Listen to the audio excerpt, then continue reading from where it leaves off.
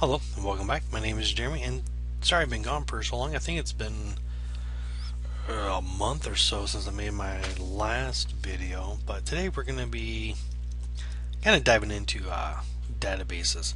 And the database we're probably diving into, well, the one we're going to be using is MySQL. A few reasons, or actually at least a couple reasons, come to mind why we're going to use it. And one, it's part of WAMP, so it's already there, and plus it's also included with the other variants of WAMP, and it's free. It's open source, so majority of people like open source. Also, it's really popular with most web hosting companies. I mean, you're going to find MySQL in almost all of them. So I'm not going to spend a whole lot of time diving into databases and everything about them, but at least kind of get you somewhat started anyway. So let's start with the first thing. Well, what is a database? Well, a database is basically a collection of data that's related to each other, one way or another. Not all of it has to be totally related, but it makes more sense if it is. Then you also have um, relational databases, and basically what those are is the best way I can think of it is to kind of give you an example. And the example would be, say, like an employee of a company. So an employee would have maybe an employee number or an ID. Of course, they're going to have a first name, they're going to have a last name, maybe put their social security number in there, address, phone number, general information about what an employee is.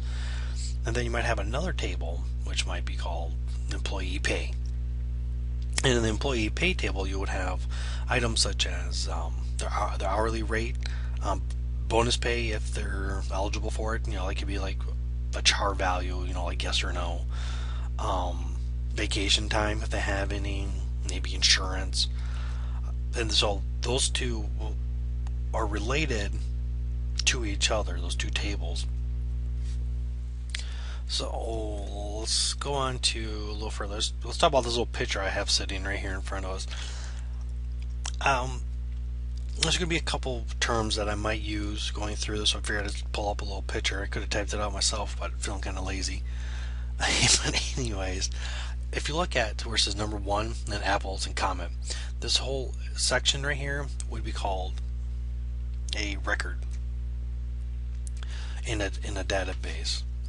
If you look where it says ID and straight down, or title straight down, comment straight down, those would be called fields, or a table column in a database is called a field. So how do you get information out of this?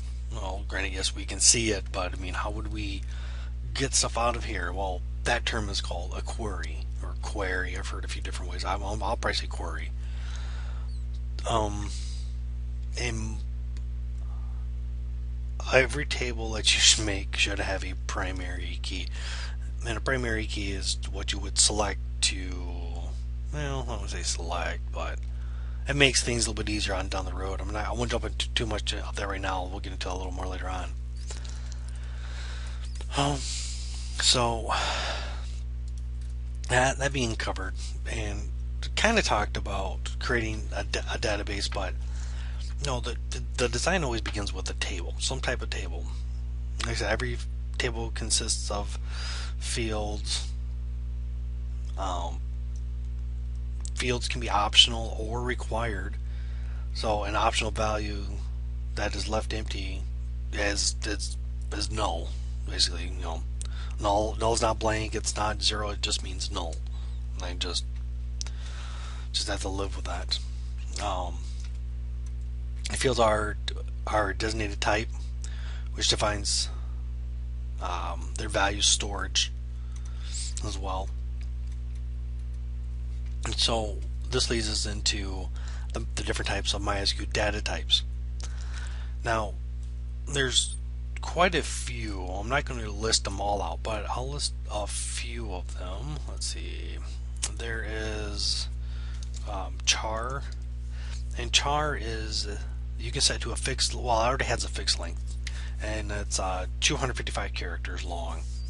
Then you got varchar, which is